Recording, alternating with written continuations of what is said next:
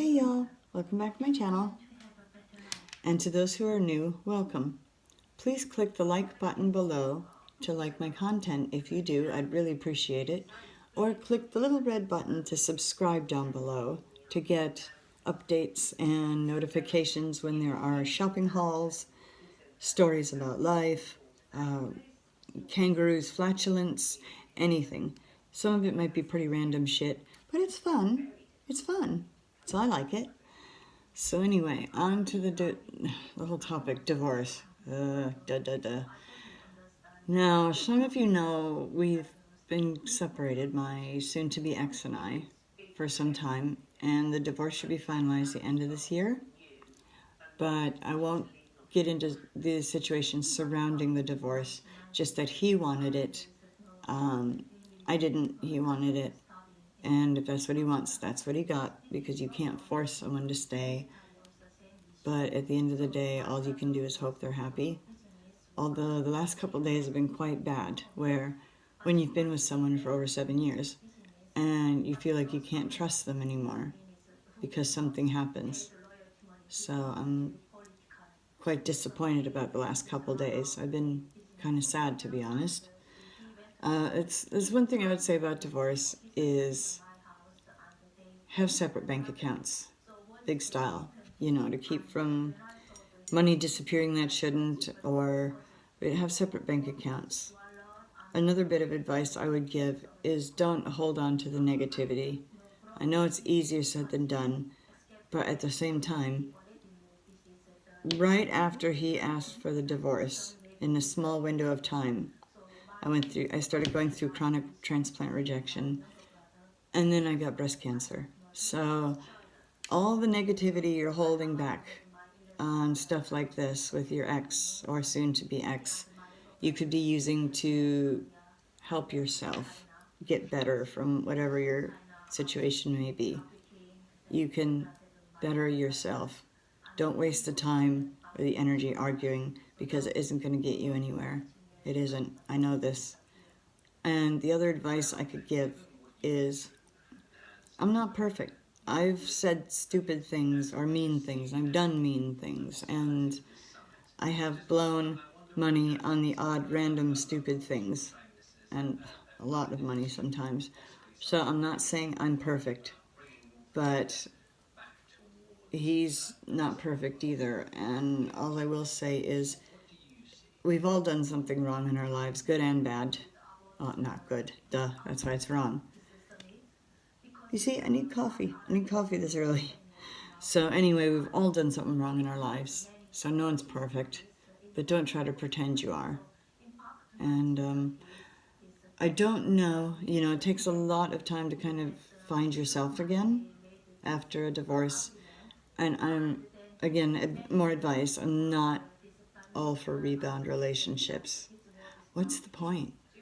You know, it's filler. It's like sandwich filler, you know, it's going to be gone in a few minutes. And it's not good for you mentally. Like, if you're going through a breakup or a divorce, give yourself some time to find yourself. Find yourself in your new place.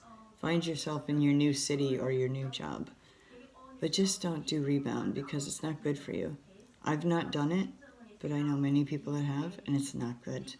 It turns out really, really bad. So I suggest you don't try it. Now, some people are into that lifestyle, that's their choice, but it's not for me.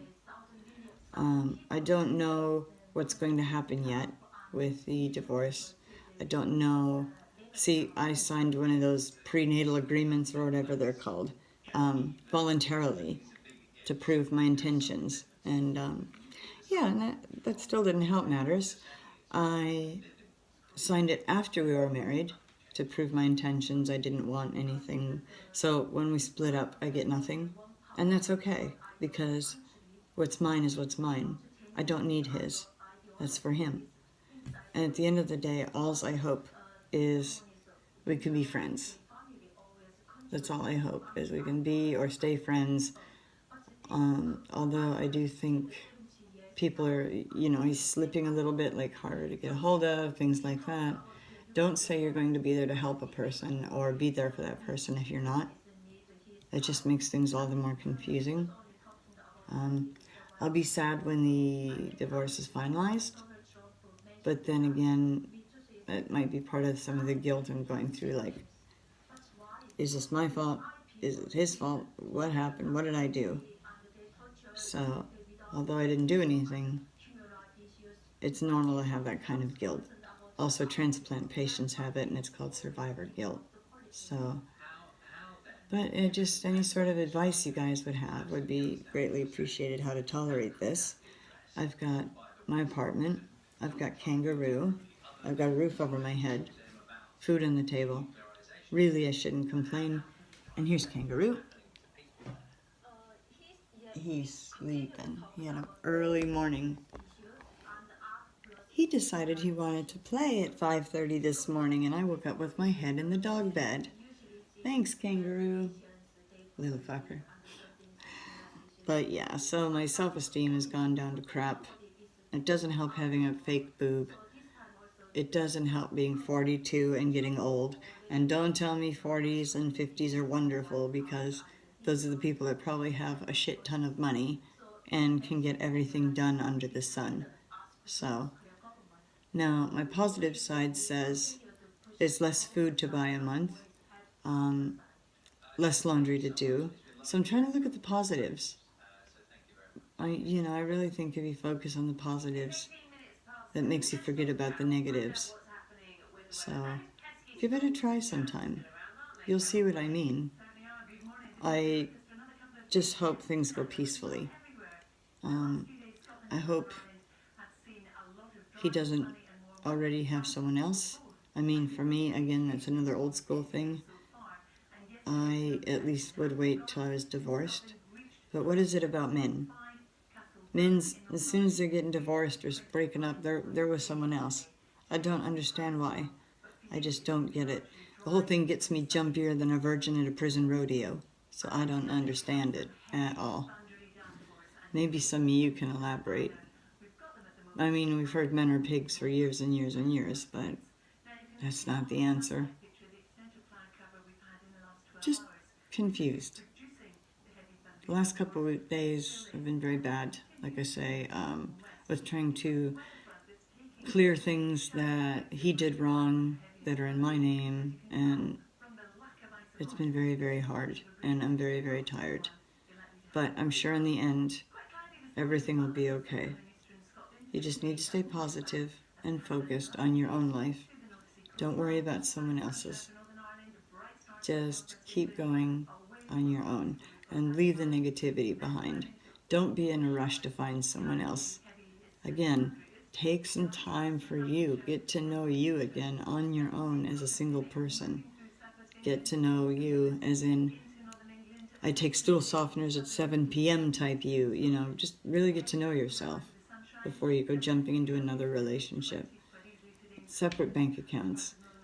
This is my best advice. But don't give up. That's the biggest thing. Don't give up.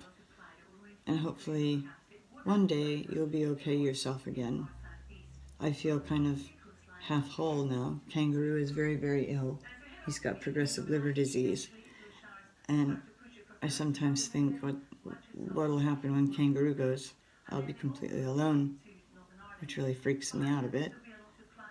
So I guess we'll cross that bridge when we get there.